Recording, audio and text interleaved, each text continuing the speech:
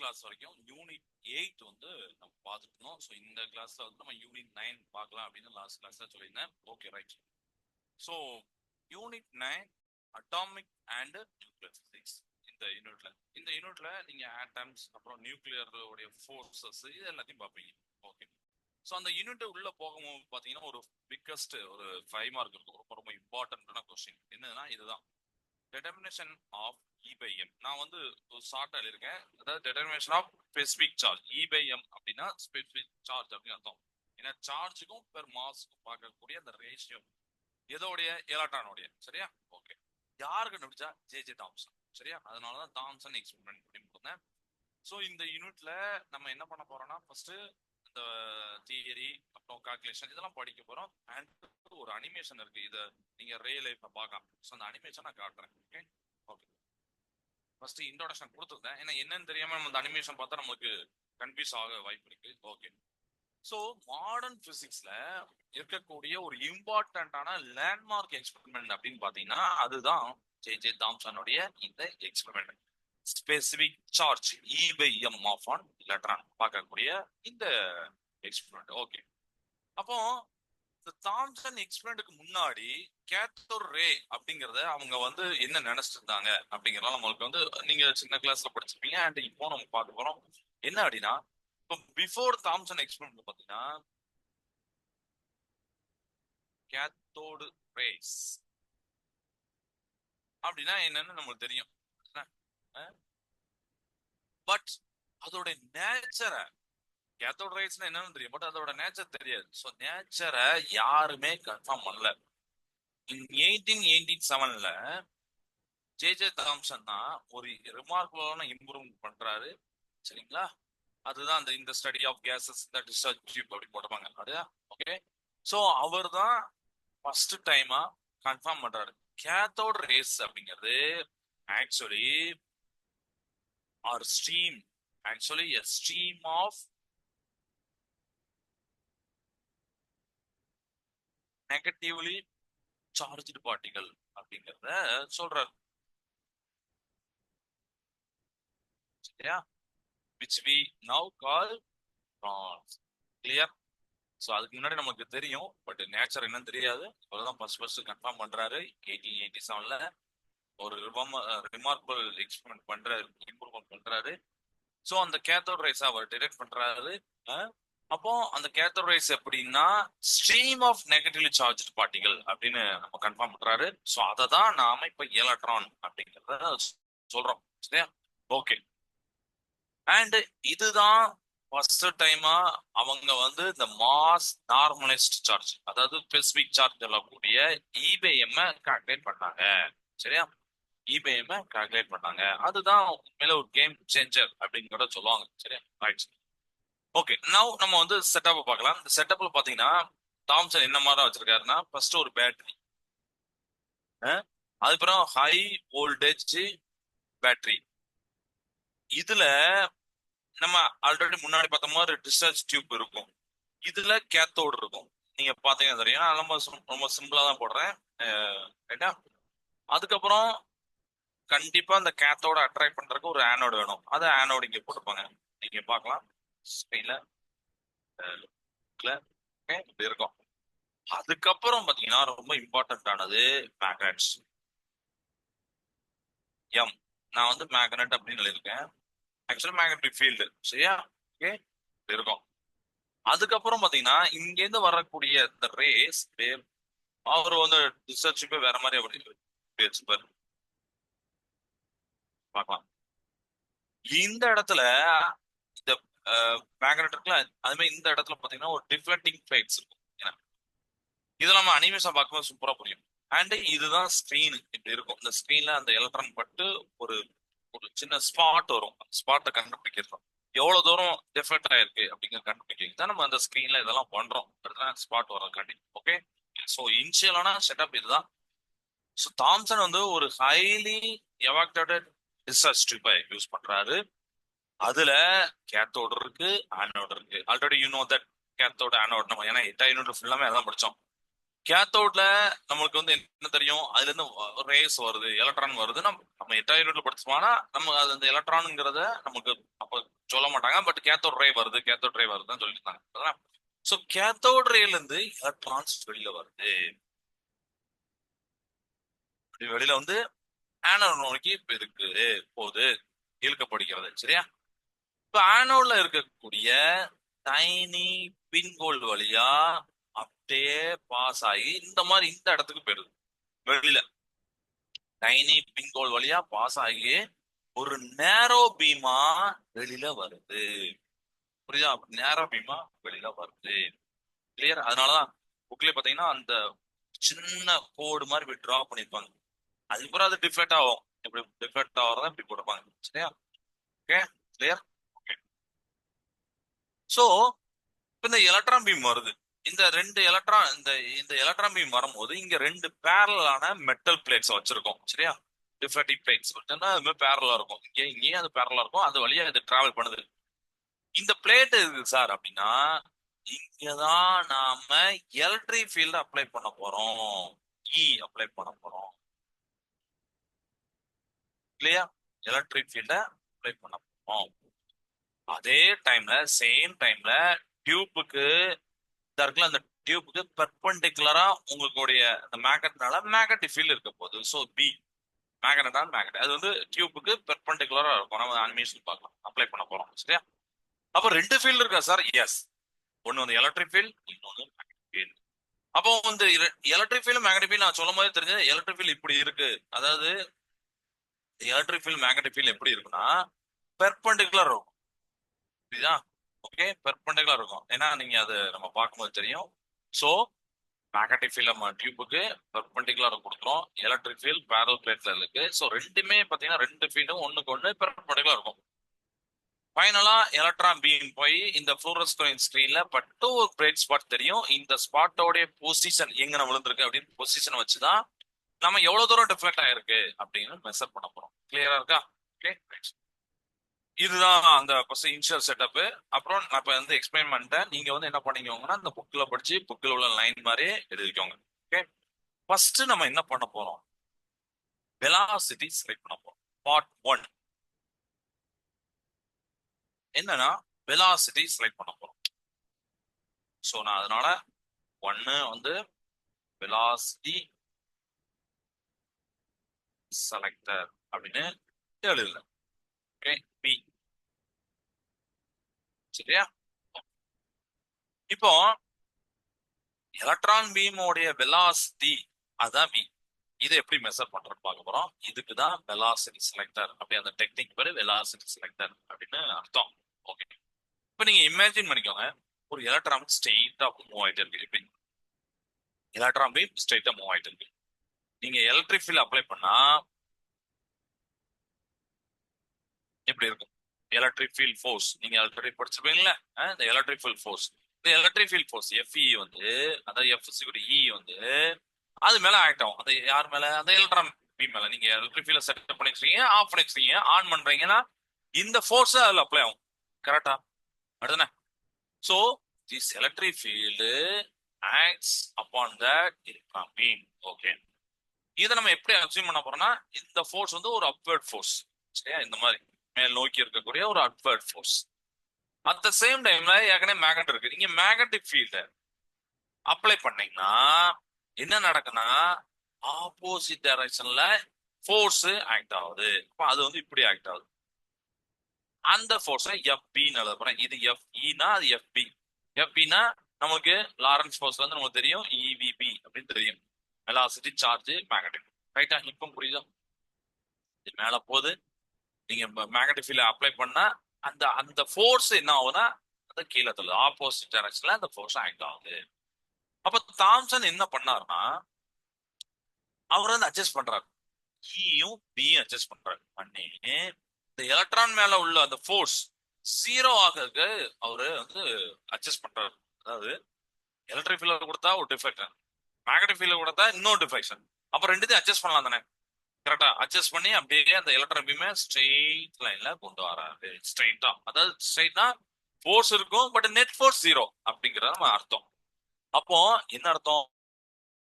Electric field is balanced by, அதாவது electric force, ஏன்னா அந்த எலக்ட்ரிக் ஃபீல்டால இருக்கக்கூடிய force electric force. So is balanced by magnetic force. எப்போ நீங்க இதை பேலன்ஸ் பண்ணாதான் எலக்ட்ரான் வந்து ஸ்ட்ரெயிட் லைன் போகும், எந்த ஃபோர்ஸையும் அஃபெக்ட் ஆகாது, டிஃப்ளெக்ட் ஆகாது. சரியா? இது கிளியரேட்டா? அப்போ நம்ம வந்து இது வந்து லைன்ல சொல்லியிருக்கோம். அப்போ நம்ம அந்த ஃபார்முலாவே ஈக்குவல் பண்ணலாமா? அதான் பண்ணியிருக்காங்க. நெக்ஸ்ட் ஸ்டெப், எஃப்இயும் எஃப்எம்மும் ஈக்குவலா இருக்கு. அப்போ இதுல இருந்து நமக்கு என்ன தெரியும்னா இயும் இபிபியும் ஈக்குவலா பண்றோம். அப்போ எலக்ட்ரான் 0 ஆயிரும். அந்த எலக்ட்ரானோடைய ஸ்ட்ரெயிட் லைன் மோஷனா இருக்கும்போது தாம்சனோடைய ஒரு கிளவரான மூவ் என்ன அப்படின்னா, இங்க இப்ப இந்த ஃபோர்ஸை பேலன்ஸ் பண்றாரு அப்படின்னா எலக்ட்ரான் பீம் வந்து ஸ்ட்ரெயிட் லைன்ல போகுது, அதாவது அன்டிஃப்ளெக்டடா போகுது. கரெக்டா? அப்ப அன்டிஃப்ளெக்டடா போகுதுன்னு வச்சுக்கோங்களேன், அதோட ஒரிஜினல் ஸ்பாட்ல இங்க அந்த ஸ்கிரீன்ல போய் விழும். இதுதான் ஒரிஜினல் ஸ்பாட். எங்கேயுமே டிஃப்ளெக்ட் ஆகாம போய் விழுந்தா அதான ஒரிஜினல் ஸ்பாட். சரியா? புரியுதா? ரைட். சோ அவர் வந்து அந்த எலக்ட்ரான் பீம் இப்போ சென்டர்ல ஹீட் பண்றாருன்னா அப்ப நமக்கு தெரிஞ்சுக்கலாம், ஓகே நம்ம கரெக்டா பேலன்ஸ் பண்ணிருக்கோம்ப்பா அப்படின்னு சொல்லிட்டு. சப்போஸ் ஓக்கு அந்த சைடு இந்த சைடு விழுந்துச்சுக்கோங்க, அப்ப நீங்க எலக்ட்ரிக் ஃபீல்ட் மேக்னெட்டிக் ஃபீல்ட்ல கொஞ்சம் ஏதோ வேரியேஷன்ஸ் இருக்கு, கொஞ்சம் ஏதோ ஒரு ஃபோர்ஸ் அதிகமா இருக்கு அப்படின்னு நம்ம தெரிஞ்சுக்கலாம். இப்போ கிளியர் ஆயிட்டா? ஓகேப்பா, குட். இப்போ நம்ம என்ன பண்ணலாம்னா இதுல இருந்து நம்ம யாரை பார்க்க போறோம்? வெலாசிட்டி செலக்டர் தானே. இப்போ வெலாசிட்டி செலக்ட் பண்ணோம், ஏற்கனவே சார்ஜ் எலக்ட்ரான் தான், கேன்சல் பண்ணிடலாம். எனக்கு பி தான் தேவைன்னா இ பை பி. அப்போ இதுல இருந்து என்ன தெரியுதுன்னா எலக்ட்ரிக் ஃபீல்டையும் மேக்னெட்டிக் ஃபீல்டையும் நீங்க மெஷர் பண்றீங்க அப்படிதானே. அதை மெஷர் பண்ணி ஜீரோ டிஃபரன்ஸ் கொண்டு வந்துட்டீங்கன்னா we found the velocity of the electron. ரொம்ப சிம்பிள். கரெக்டா? ரைட்டா? சோ ஜஸ்ட் ரொம்ப சிம்பிள் தான்.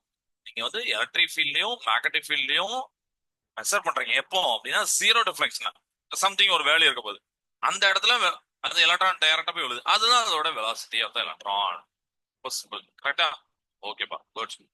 இப்போ நம்ம பார்ட் 2 போறோம். பார்ட் 2னா இ பை எம் பாக்குறதுக்கு.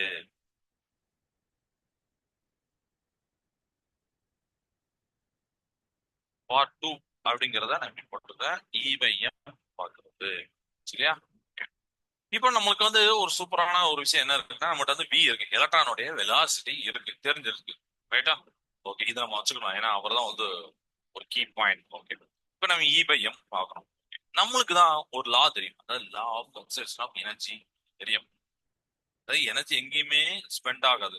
லைக் அது வந்து என்ன ஆகுதுன்னா ஒரு மாதிரி டெஸ்ட்ராய் ஆகுது, ஆட் அப் ஆகுது, ஜஸ்ட் கன்வெர்ட் ஆகும். ரைட்டா?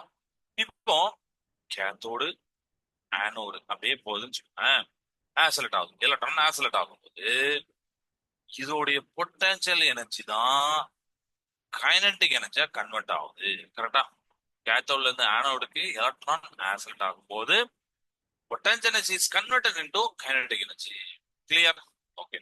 அப்போ நீங்க இந்த கேத்தோடுக்கும் ஆனோடுக்கும் நடுவுல பொட்டன்சியல் டிஃபரன்ஸ் பாக்குறீங்க, அந்த பொட்டன்சியல் டிஃபரன்ஸ் தான் வி. உங்களுக்கு தெரியும் இது, ஏன்னா ஒருத்தர் அதிகமா இருப்பார், ஒருத்தர் குறைய இருப்பார், அதனால உங்களுக்கு வந்து கண்டிப்பா potential difference B. Okay. So இந்த எலக்ட்ரான் கெயின் பண்ணுது, ஒரு பொட்டன்சியல் எனர்ஜி கெயின் பண்ணுது, அந்த கெயின் ஆஃப் என்ன பொட்டன்சியல் எனர்ஜி தான் இவி. இதா இருக்குல்ல, இதுதான் eV. Kinetic energy already we know that எப்பவுமே ஆஃப் எம்பி ஸ்கொயர் தான். இது கிளியர் ஆயிட்டா? Okay. So cathode ray electron beam வந்து ஆசல்ட் ஆகுது, ஆனோட நோக்கி போகுது. எலக்ட்ரானோடைய பொட்டன்சியல் எனர்ஜி என்ன ஆகுதுன்னா கேத்தோட்ல இருக்கு, அதுதான் கைனடிக் எனர்ஜியா கன்வெர்ட் ஆகுது ஆனோட்ல. ரைட்டா? பிங்கிறது potential difference between anode and cathode. இப்போ நமக்கு வந்து பொட்டன்சியல் எனர்ஜி நான் சொல்லிட்டேன் இவி அப்படின்னு சொல்லிட்டேன். கரெக்டா? Potential gained by the electron வந்து இவி. அது வந்து எங்க இருக்கும்? கேத்தோட்ல இருக்கும். ஆனோட்ல கைனடிக் எனர்ஜியா இருக்குன்னு வச்சுக்கோங்க, கைனடிக் எனர்ஜிக்கு நம்ம ஆஃப் எம்இ ஸ்கொயர். அப்ப இதுதான் கன்வெர்ட் ஆகுது. அப்ப லா ஆஃப் கன்சர்வேஷன் படி என்ன பண்ணுவோம், இந்த ரெண்டு ஈக்குவல் பண்ணலாமா? By the law of conservation energy அது நீங்க எழுதிக்கலாம். Potential energy at cathode, kinetic energy at anode. கிளியரா? So eV is equal to half ME square. கிளியரா இருக்குமே? இப்ப நம்ம என்ன கண்டுபிடிக்கணும்? இ பை எம் கண்டுபிடிக்கணும்.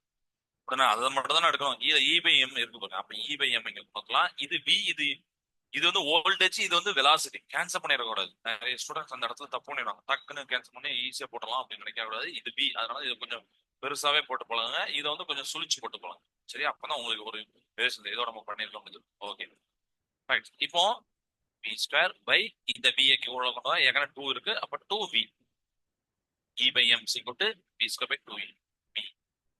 ஆல்ரெடி நம்மளுக்கு வந்து என்ன தெரியும்னா வெலாசிட்டி தெரியும். நான் அதான் சொன்னேன், ஒரு கீ இருக்குப்பா அப்படின்னு சொன்னேன். அதுதான் வெலாசிட்டி. அந்த பிக்கு பதிலா நம்ம அந்த இ பை எம் இ பை பியை நம்ம போட போறேன். ஸோ இந்த இடத்துல இ பை பி போடுறேன், ப்ராக்கெட்லாம் போடுறேன். சரி, இ பை பி தான் ஹோல் ஸ்கொயர். இது வேணா நான் பெருசா எழுதுறேன், அந்த இடத்துல ஸ்கிரீன்ல தெரியாம இருக்கலாம்.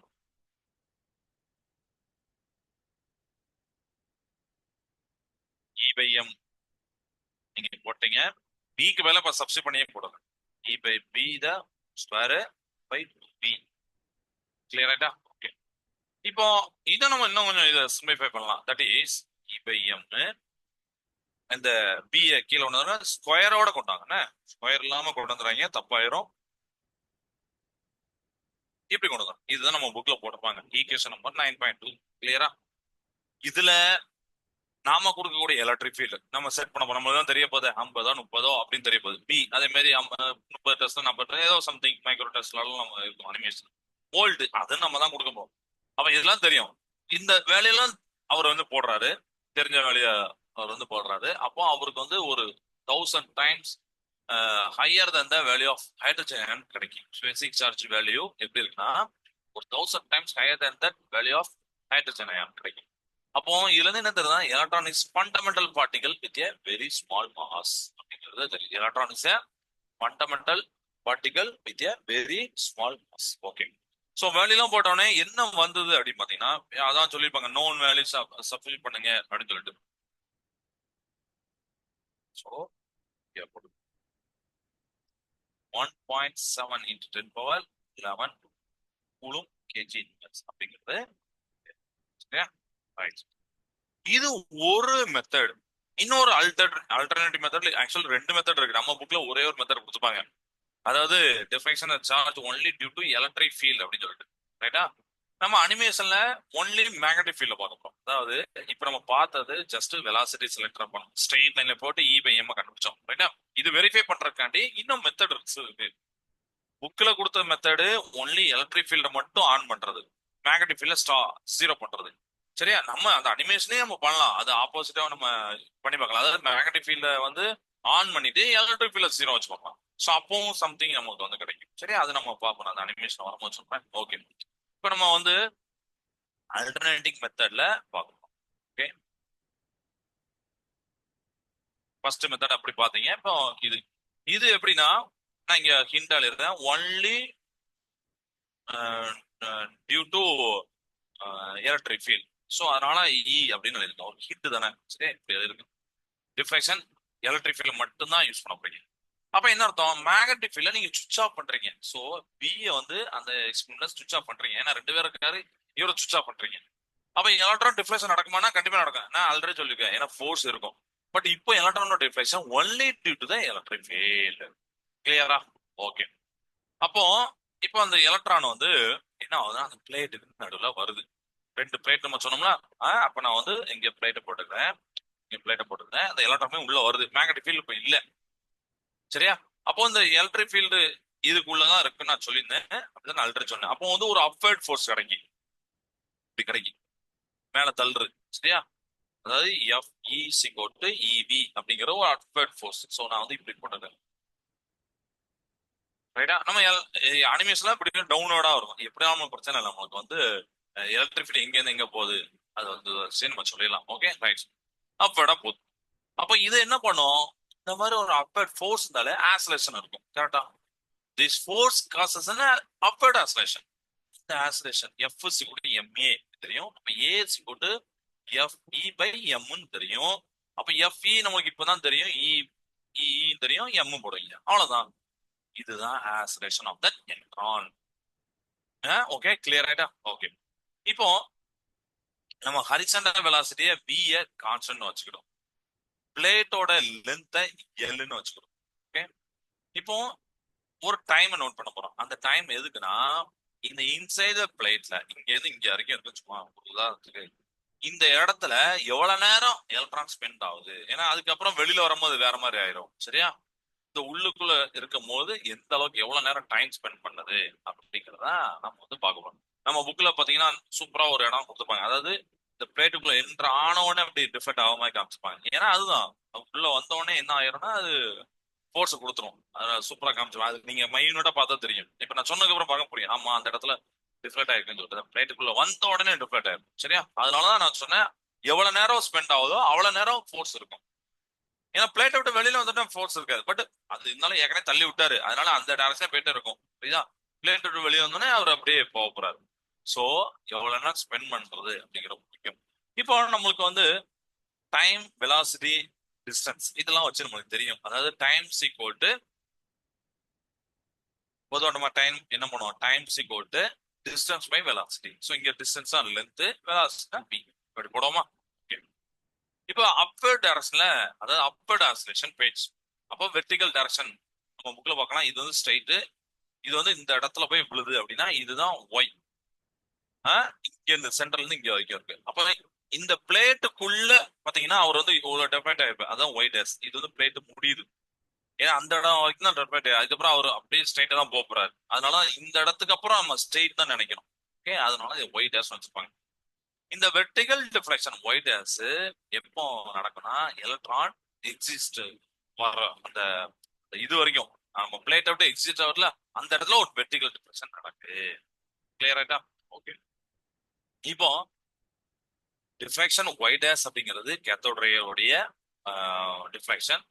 நம்மளுக்கு வந்து மேக்னெட்டிக் ஃபீல்ட் ஜீரோன்னு தெரியும், எலக்ட்ரானோட ஆஸ்லேஷன் தெரியும், இனிஷியல் ஜீரோ போடுப்பாங்க, யூ சிக்வல் டு ஜீரோ அப்படிதானே? ஓகே, ஏன்னா அது வந்து எங்க இருந்து வருதுன்னா ரெஸ்ட்ல இருந்து வர மாதிரி நம்ம யோசிச்சு இதை பண்றோம். ஓகே, அதனால என்ன பண்ணிருப்பாங்கன்னா ஒய் டேஸ் அப்படிங்கிறது நம்மளுக்கு தெரியும். அதாவது UT equal to UT plus half A T square தெரியுமா? அந்த இடத்துல நம்ம போட்டு ஆஃப் யூ ஜீரோ எடுத்து இதை மட்டும் எடுத்துருக்கோம். ரைட்டா? இது ஒய் டேஸ் போட்டு ஆஃப் ஏக்கு பதிலா நமக்கு தெரியும் இ பை எம் அப்படின்னு தெரியும். இல்லையா? இ பை எம். அண்ட் டிக்கு இப்போ நல்லா தெரியும், இந்த இருக்கலாம் எல் பை பி ஸ்கொயர் அப்படின்னு போட போறோம். அப்வர்டு அப்வர்டு ஆசிலேஷன் இருக்கு, அதனால வெர்டிகல் டிஃப்ளெக்ஷன் நடக்கு. ஒய் டேஸ் அந்த எலக்ட்ரான் எக்ஸிஸ்ட் பிளேட், ரைட்டா? பிளேட் எக்ஸிஸ்ட் ஆகும், அந்த டிஃப்ளெக்ஷன் நடக்கும். அதனால இந்த இடத்துல போட்டுப்பாங்க இவ்வளவு தூரம் டிஃப்ளெக்ட். ஏன்னா இங்க போனோம் அங்க போலையே, அவர் அவ்வளவு தூரம் இருக்கு, அப்ப அந்த டிஃப்ளெக்ஷன் பார்க்கணும், அதனால எடுத்துக்கணும். கிளியர்? இப்போ இதை இன்னும் கொஞ்சம் நம்ம சிம்பிளிஃபை பண்ணலாம். ரொம்ப சிம்பிள் தான். இந்த பாக்கெட் எடுத்து நீங்க ஒன்னா போட போறீங்க.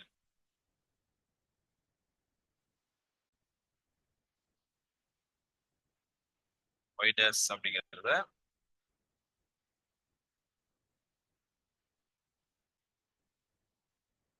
எப்படி போடுறீங்க? கரெக்டா? ஓகே.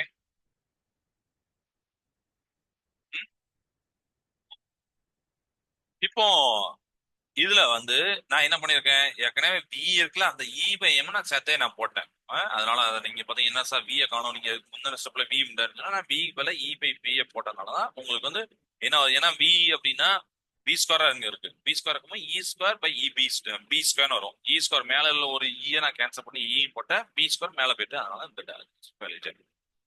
சோ இப்போ பார்த்தோம்னா இந்த deflection Y does it is proportional to the total deflection Y on the screen. சரி, இந்த ஒய் டேஸ் எப்படி இருக்கோ அதுக்கு ஏற்ற அந்த ஸ்கிரீன்ல உள்ள டிஃப்ளெக்ஷன் இருக்கும், அதுதான் டோட்டல் டிஃப்ளெக்ஷன். ஒய் டேஸ்ங்கிறது இந்த பிளேட்ல நடக்கக்கூடிய டிஃப்ளெக்ஷன். அந்த பிளேட்டுக்கு அப்புறமே நம்ம பார்த்துடலாம்.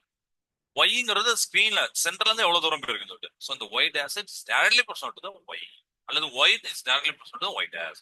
புரிஞ்சுக்கிட்டே? ஓகே, ரைட்டா? ஆக்சுவலி அப்படிதான் நம்ம சொல்லணும். அதாவது Y is directly proportional to Y days.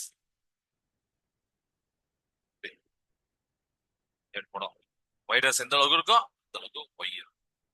அப்போ நீங்க வந்து அந்த ஸ்கிரீன்ல ஒரு அந்த பொசிஷனை ஸ்பாட் பண்ணிட்டீங்க. ஏன்னா அப்படி போய் விழுந்துட்டாரு, இங்க ஒய் டேஸ் இங்க போய் விழுந்துட்டாரு ஒய், அப்ப தெரிஞ்சு போச்சு, ஸ்பாட் தெரிஞ்சு போச்சு. இந்த ஸ்பாட்டை நீங்க மெஷர் பண்றீங்க. நீங்க டியூபோடைய அந்த ஜாமெட்ரிய மெஷர் பண்றீங்க. சரியா? கேத்தோடு மட்டும் கான்ஸ்டன்டா இருக்கு, அப்புறம் நம்ம மற்றது எல்லாமே பாக்குறோம், லென்த், டைம், வெலாசிட்டி இது எல்லாத்தையும் பாக்குறோம். இதெல்லாம் ரீஅரேஞ்ச் பண்ணும் போது நம்மளுக்கு இ பை எம் நம்ம கொண்டு வரோம். ஏன்னா இ பை எம் இருக்கு பாருங்க. ஸோ இ பை எம் நான் கொண்டு வரேன். இப்போ ஒய் டேஸ் அப்படிங்கறத இங்க நான் போட்டேன். அதனால இந்த ஸ்டெப் என்ன பண்ண போறேன்னா ஒரு கான்ஸ்டன்ட். ஏன்னா டைரக்ட்லி பர்சனல் எடுத்தா நம்ம ஒரு கான்ஸ்டன்ட் போடுவோம் அப்படிதானே, இப்படி போடுவாங்க. கிளியரா? ரைட்டா? சோ அதுக்கப்புறம் பாத்தீங்கன்னா இ பை எம் கொண்டு வரோம். y is equal to c into y dash பதிலா இதை போட போறோம். 1/2 e by m del square b square by e அப்படிங்கறத போட போறோம். கிளியரா? இதுல இருந்து இ பை எம் கொண்டு வரேன். ஸோ நான் ஸ்கிரீனை அழிச்சிட்டு இ பை எம் எழுதுறேன். இது வரைக்கும் நம்ம புக்ல கொடுத்துருப்பாங்க.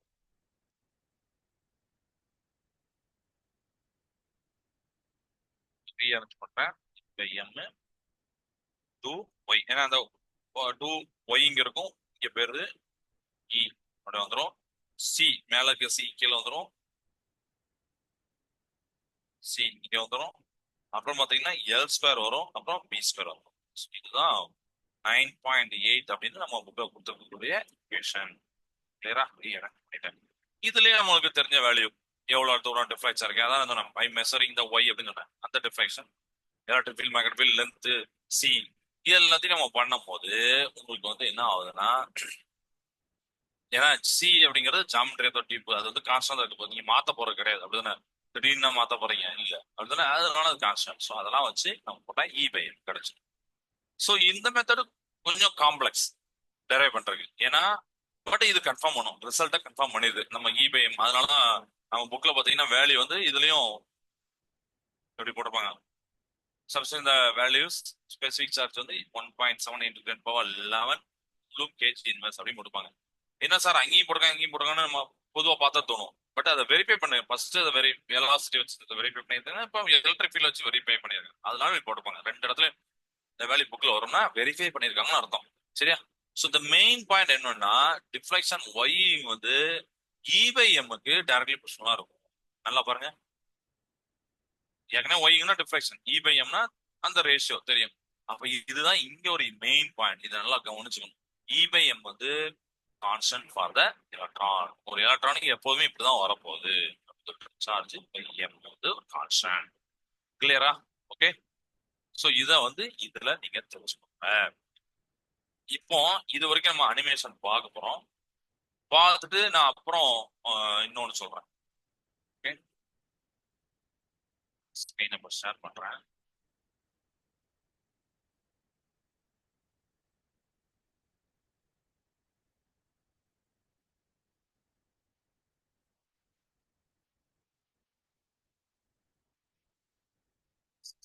இதாப்பா, இதான்ப்பா தாம்சனுடைய எக்ஸ்பெரிமெண்ட்டை பார்க்குறோம். சரி, இப்படிதான் இருக்கும். Charge to mass ratio for electron plate கொடுத்துருக்காங்க பாருங்க. இதுல எல்லாத்தையும் நான் எக்ஸ்பிளைன் பண்றேன். சரியா? Okay, right. இதுல ஃபர்ஸ்ட் பாத்துக்கோங்க, மேக்னெட்டிக் ஃபீல்டு கொடுத்துருப்பாங்க, பிளேட் வோல்டேஜ், அப்புறம் டிஸ்டன்ஸ் 5 மில்லிமீட்டர், இங்க பிளேட் இருக்கு பாருங்க. Okay. In 1897 British physicist J Thomson cathode ரேவை யூஸ் பண்ணி charge to mass ratio of the electron வந்து பண்ணுவார். Okay, right. இந்த சமேஷன் படி நம்ம அதை தாம்சன் எக்ஸ்பிளைன் பண்ண போறோம். Next topic. Thomson cathode ray tube வந்து என்ன பண்ணும்னா எலக்ட்ரானை சென்ட் பண்ணும் டுவர்ட்ஸ் த டார்கெட். சரியா? பீம் எப்படி போகும்னா would pass through an area with both an electric field and magnetic field, each of which would be adjusted. நம்ம ரெண்டுத்தையும் அட்ஜஸ்ட் பண்ணலாம். இதுல கிரே டாட்டட் லைன் இருக்கா, பார்த்தா தெரியுது, அதுதான் just line through the centre of the plates, not the electron beam itself அப்படின்னு சொல்லிருப்பாங்க. அது வந்து எதுனா இதை நீங்க பார்க்கணும். சரியா? இதை சொல்லியிருக்காங்க. இது ஒரு டாட்டட் லைன் போகும், அப்போதான் கிரே டாட்டட் லைன்.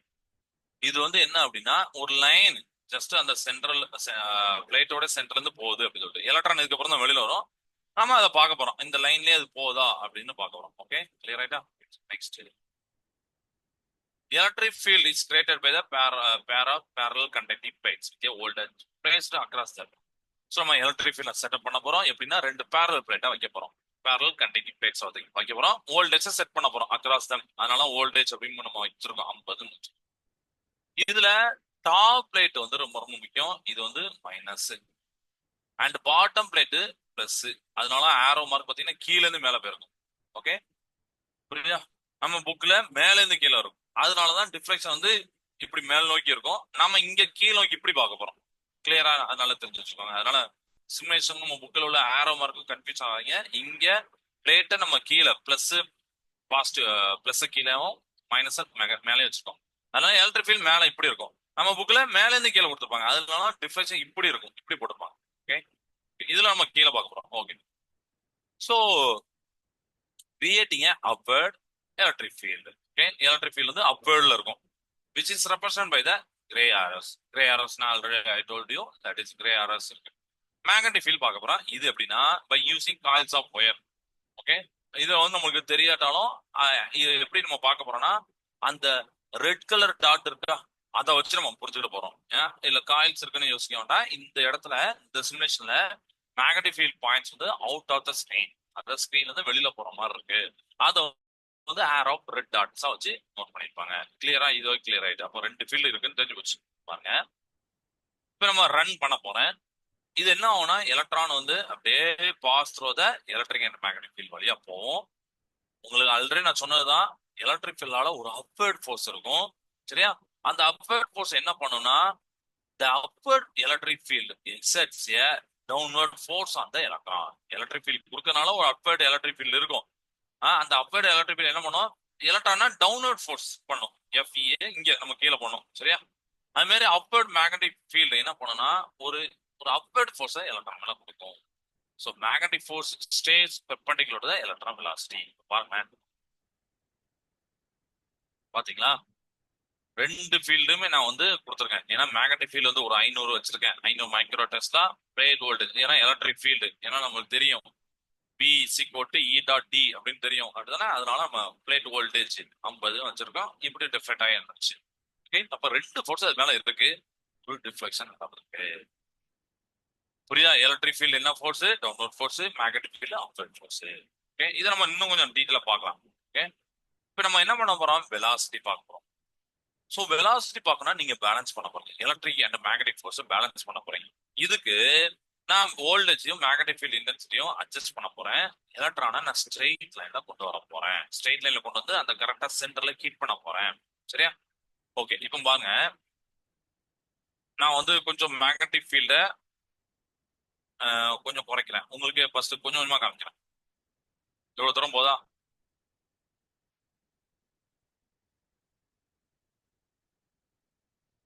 இவ்வளவு தூரம் வருதா? ஓகே, இப்போ என்ன பண்ண போறேன்னா வோல்டேஜ் நான் மாத்த போறேன்.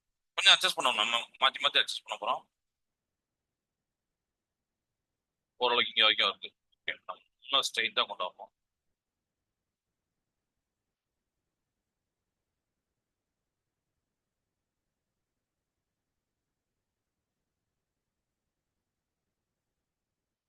அதிகமா விட்டா டக்குன்னு இதாயிரும். சரியா, அதனால வந்து நம்ம கொஞ்சம் கொஞ்சமான வேல்யூ வந்து நம்ம வந்து பண்ண போறோம்.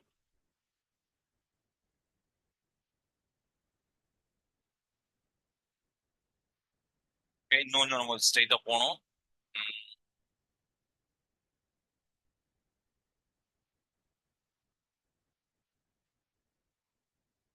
கொஞ்சம் டிஃபரைட் ஆயிட்டா ரைட்டா, இன்னும் கொஞ்சம் நம்மளுக்கு பண்ணணும். இன்னும் இதுவும் கரெக்ட் கிடையாது, இன்னும் கொஞ்சம்.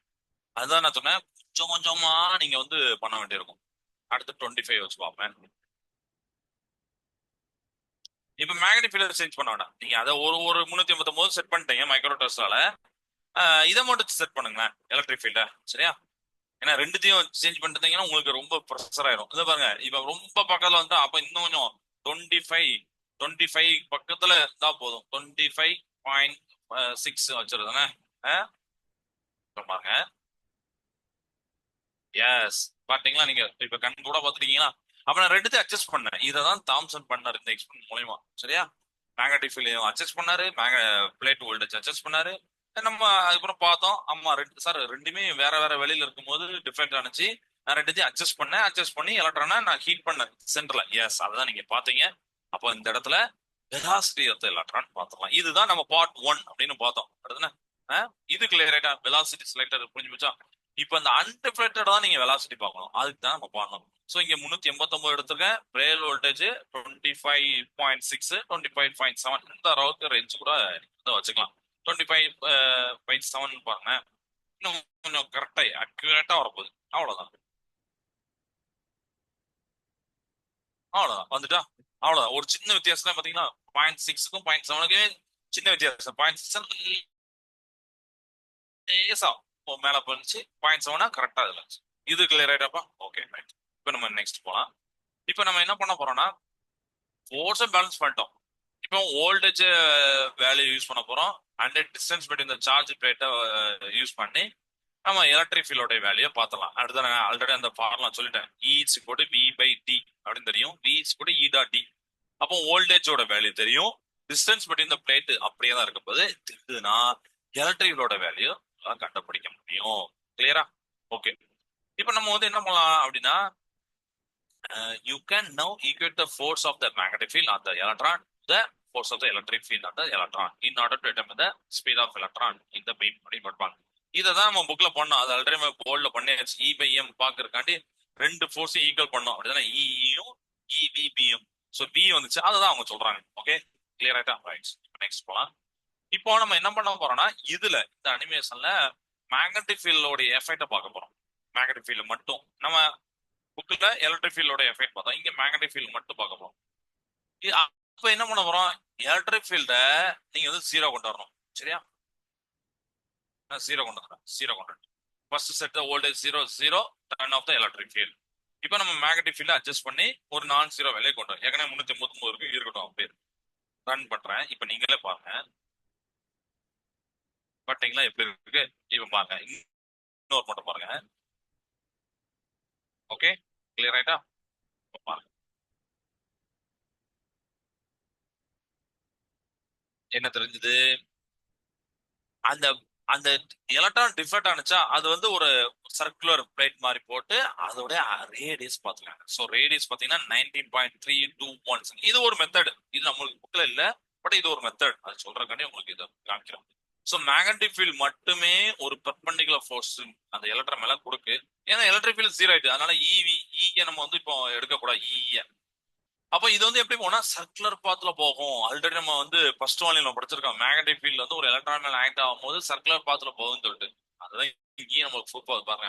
என்னையுமே சயின்ஸ் எங்கேயுமே மாத்தி மாத்தி வராது, எல்லா இடத்துலயும் ஒரே மாதிரி தான் வரும். அப்படிதானே? So Thomson was able to measure the radius of the circular path directly. சரியா? அப்ப நம்ம ரன் பண்ணி பார்த்தோம். உங்களுக்கு வந்து அந்த சர்க்குலர் பாத் தெரியுது. இதோட ரேடியஸ எடுத்து வச்சுக்கிட்டாரு. இதோட ரேடியஸ் எடுத்து வச்சு அதுக்குன்னு ஒரு ஃபார்முலா நம்ம போட்டு இ பை எம் கண்டுபிடிச்சாங்க. சரியா? அதுக்கு வந்து அது கூட என்னோட ஃபார்முலாம் இருக்கு, நான் எழுதுறேன், போர்ட்ல எழுதுறேன். சரியா? So now you should be able to calculate the charge to mass ratio for the electron. Do this by equating the magnetic force with the centimeter force.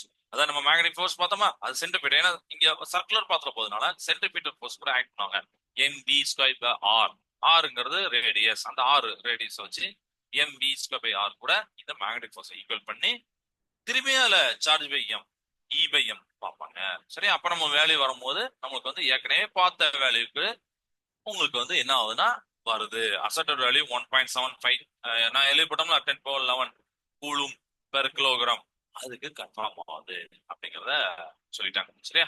Thomson திருப்பி இந்த எக்ஸ்பெரிமெண்ட் டிஃப்ரெண்டான மெட்டல்ல கேத்தோடு பேர்ல டிஃப்ரெண்டான மெத்தட்லாம் வைக்கிறாரு. கேத்தோடுல நமக்கு வந்து அலுமினியம் சிங்னு ஏதோ ஒன்று வைக்கிறாங்கல்ல, அந்த மாதிரி டிஃப்ரெண்ட் மெத்தட் வச்சு எல்லா மெத்தடையும் பாக்குறாரு. சார்ஜ் டு மாஸ் ரேஷியோ எப்படி இருக்குன்னா ஆல் மெட்டல்ஸும் சேமா இருக்கு. அப்ப இதுல இருந்து என்ன ஒரு கன்க்ளூஷன் வந்தாருன்னா கேத்தோட் ரே வந்து பீம் ஆஃப் எலக்ட்ரான் அப்படின்னு வச்சுக்கிட்டாரு. இதுதான் எல்லா மெட்டலோடைய ஃபண்டமெண்டல் காம்பனன்ட்ஸ். மெட்டல் மாறலாம், ஆனா ஃபண்டமெண்டல் காம்பனன்ட்ஸ் மாறாது, எலக்ட்ரான் மாறாது. அதனால இ பை எம் கான்ஸ்டன்டா இருக்கு அப்படிங்கிற ஒரு இம்பார்ட்டன்டான ஒரு கேம் சேஞ்சர் கால்குலேஷன் நம்மளுக்காக தந்திருக்காரு. சரியா? ரைட்டா? இது புரியுதாப்பா? ஓகே, நல்லா புரிஞ்சிருக்கும் நான் நம்புறேன். இப்போ வந்து ஒரே ஒரு சின்ன இது மட்டும் சொல்லிடுறேன். ஏன்னா நமக்கு வந்து அந்த பார்ட் 2ல வந்து நம்ம புக்ல வந்து எலக்ட்ரிக் ஃபீல்ட் வச்சு பண்ணதை நான் சொல்லிட்டேன். மேக்னெட்டிக் ஃபீல்ட் வச்சு எப்படி பண்ணணும் அப்படின்னு நான் சொன்னேன். அதை மட்டும் லேசா சொல்லியிருந்தேன். ஒண்ணு இல்லப்பா, இப்ப நீங்க எலக்ட்ரிக் ஃபீல்ட ஜீரோ வச்சிட்டீங்க. நம்ம அனிமேஷா பார்த்தா இது புக்ல வேண்டாம், புக்ல கிடையாது. சரி? அதனால இதை நீங்க எக்ஸாம் எழுத வேண்டாம். இது உங்களுக்கு புரியக்காண்டி சொல்றேன். ஏன்னா ஒரு எக்ஸ்பெரிமெண்ட் நம்ம பண்றதுதான். ஜீரோ வச்சுக்கோங்க. மேக்னெட்டிக் ஃபீல்ட மட்டும் ஆன் பண்ணி வச்சுக்கோங்க. கிளியரா? மேக்னெட்டிக் ஃபீல்டு பெர்பெண்டிகுலர் இருக்குன்னு சொல்லிட்டோம், அந்த வெலாசிட்டிக்கு பெர்பெண்டிகுலர் இருக்கும்னு சொல்லிட்டோம். அப்போ அந்த நம்ம பார்த்தோம். இப்போ இப்படி இருந்துச்சு. இதுதான மேக்னெட்டிக் ஃபோர்ஸ். இதுதான் சென்ட்ரிபியூட்டல் ஃபோர்ஸா ஆக்ட் ஆகும் சொன்னேன். ஏன்னா சர்க்குலர் பாத்ல போகுது. சென்ட்ரிபியூட்டல் ஃபோர்ஸுக்கு ஃபார்முலா படி mv ஸ்கொயர் பை ஆர். கரெக்டா? இதுதானே? இது ஆறுங்கிறது அந்த circle பார்த்தோட radius போட்டலாமா?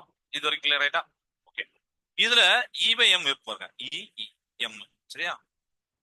Minus வச்சுக்கூடாது. E by M கொண்டு வந்துடுறேன், பி கீழே கொண்டு வந்துடுறேன். அப்ப என்ன வரும்னா பி ஸ்கொயர் பை இந்த வியும் வியும் கேன்சல் பண்ணிக்கோங்க, வி, சரியா? போட்டுருக்கோம்.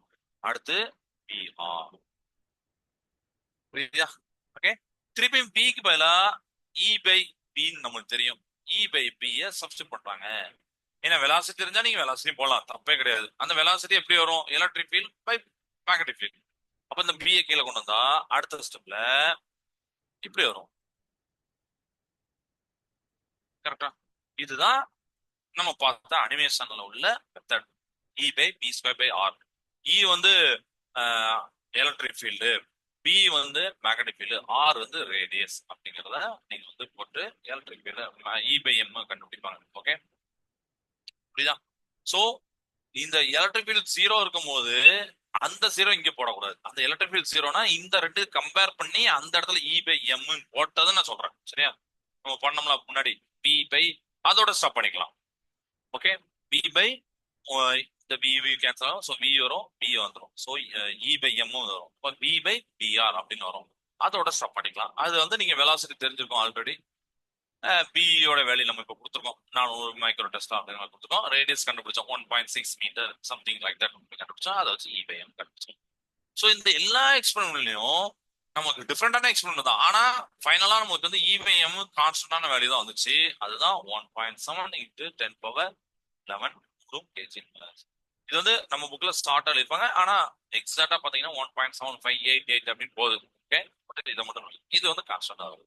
ஓகே, ஸோ இதுதான் ரொம்ப ரொம்ப இம்பார்ட்டன்டான ரிசல்ட்.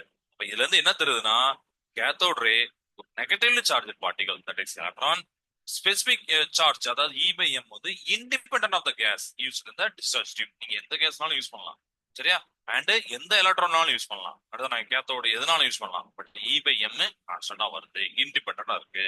அப்போ electron is a universal construction of all matter தெரிஞ்சுக்கிட்டோம். ஓகே, ஸோ இதுதான் எலக்ட்ரானுடைய அந்த பெர்த்துக்கு வந்து ஒரு இம்பார்ட்டன்டான எக்ஸ்பெரிமெண்ட் அப்படின்னு சொல்லுவாங்க. ஓகே, இது வரைக்கும் உங்களுக்கு புரிஞ்சுக்கணும்னு நினைக்கிறேன்.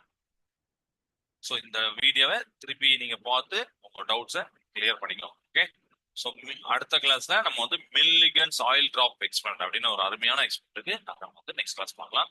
ஸோ கிளாஸ் நிறைவேற்றத வாழ்க பாரதம், வெல்க தமிழகம். நன்றி, வணக்கம்.